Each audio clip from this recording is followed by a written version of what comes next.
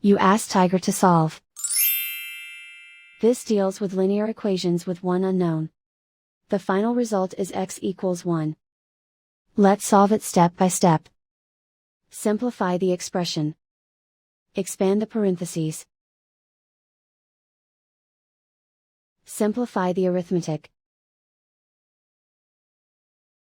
Expand the parentheses. Simplify the arithmetic. Group all constants on the right side of the equation. Subtract 15 from both sides. Simplify the arithmetic.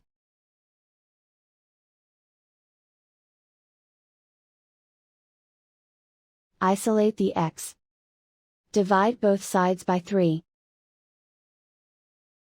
Simplify the fraction.